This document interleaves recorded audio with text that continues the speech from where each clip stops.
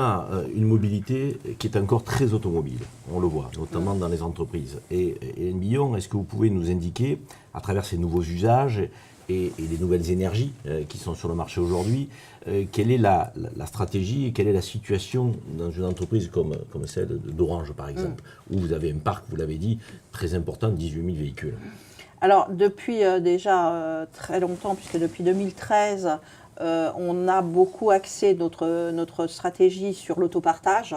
Donc, mettre nos véhicules à disposition pour les trajets professionnels, mais aussi pour du privé, puisqu'on autorise nos salariés à pouvoir les emprunter le soir et le week-end, s'ils en ont besoin, ce qui fait que des salariés qui habiteraient dans les grandes villes où il y a du transport et qui n'ont pas besoin de véhicules en temps normal, n'ont pas besoin d'acquérir un véhicule, ils peuvent emprunter les véhicules de la société lorsqu'ils ont besoin d'aller faire voir des amis un peu éloignés. Donc usage professionnel, mais aussi privé. Mais aussi privé. Donc il y a cet aspect autopartage. Et sur l'autopartage, je peux dire, je pense qu'on est la première entreprise en matière de flotte en autopartage, puisqu'on a plus de 3000 véhicules en autopartage. Et le type de véhicule ? Alors, c'est tout véhicule. On a mis du 2 places, du 4 places, du 5 places, du monospace, justement pour que le salarié pense, aujourd'hui, je pars avec 4 collègues, j'ai besoin d'un monospace parce que j'ai besoin d'avoir un 5 places ou plus si j'ai du matériel. Je pars qu'avec un collègue, je prends juste un 2 places. Il a le choix du véhicule en fonction de l'activité qu'il va avoir dans la journée. Et en termes de consommation d'énergie, vous êtes sur de l'hybride aussi un petit peu ou pas encore? On commence à transformer le parc. On a été aussi la première entreprise à mettre de l'essence plutôt que du diesel, malgré la taxation à l'époque qui était plus forte pour l'entreprise. On axe beaucoup sur l'électrique et sur l'hybride, mais dans la mesure des modèles qu'on peut avoir, parce que malheureusement, sur l'hybride, il y a encore très peu de modèles sur le marché. Une réaction, avant que Georges Amar nous donne son avis de manière plus large? C'est effectivement ce que je voulais savoir, c'est sur la partie autopartage. Est-ce que comment ça se passe? C'est comme pour réserver les salles de réunion. Vous avez un logiciel. Et puis la deuxième question, c'est le taux d'utilisation de ces 3000 véhicules. Est-ce que c'est fréquent? Est-ce que c'est toujours les mêmes? Est-ce que ça se développe?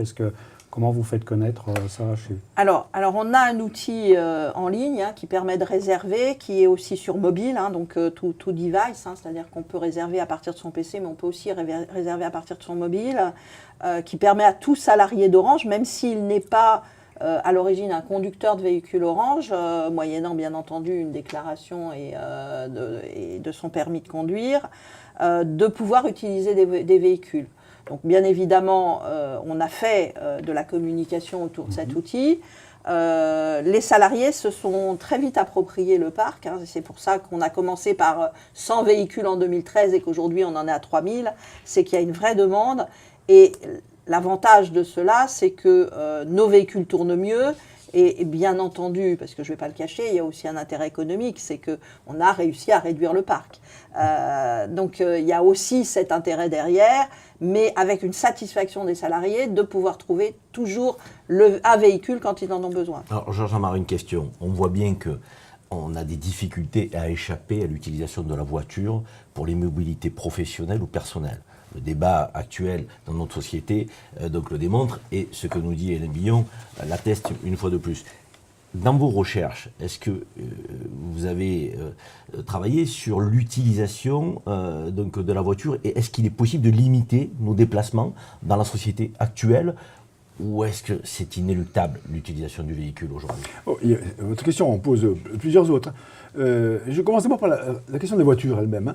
D'abord, il y a quelque chose qui est intéressant dans ce qui est en train de se passer dans notre société, et chez Orange, et un peu pionnier dans la matière, mais plus généralement, c'est que quand même, on commence un peu à sortir d'un scandale, si je peux dire, qui est encore un scandale économique et écologique. Une voiture, un appareil qui pèse 1 tonne et qui mesure 7 mètres et qui est utilisé 1 heure par jour par une personne, ça a été ça.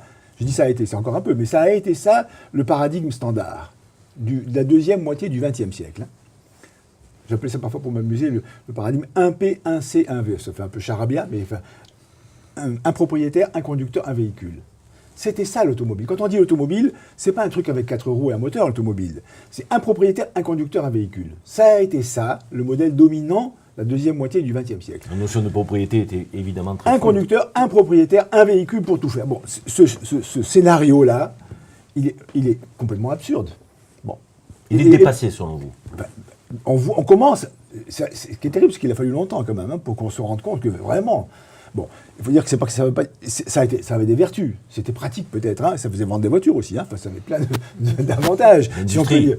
Mais bien oui. sûr. Bon, alors on commence à sortir de cette chose-là qui est quand même une absurdité économique d'abord et écologique encore plus. Bon, donc ça c'est vraiment une. Maintenant, moi, si vous voulez, moi, je suis un prospectiviste qui s'intéresse au concept. C'est pas abstrait les concepts, hein. C'est-à-dire vraiment les modes de pensée. La voiture est en train de devenir. La voiture est très intéressante. Il ne s'agit pas de.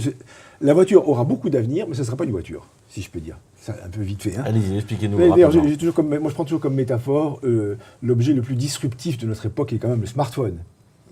Le traitement est un très bon exemple, parce qu'un smartphone, tout le monde a compris qu'un smartphone, ce n'est pas un téléphone.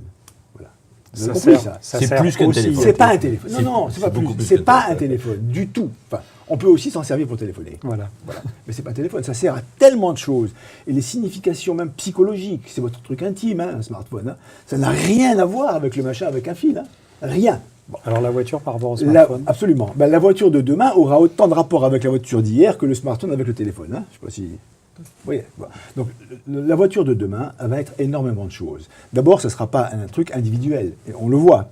L'idée que la voiture soit un instrument individuel, ça va rester. De même qu'on peut aussi téléphoner avec un smartphone. Hein. Ce n'est pas interdit. Hein. Bon, eh bien, ce sera aussi... L'usage individuel de la voiture individuelle deviendra un cas plutôt minoritaire. D'accord. Vous voyez, ça change complètement.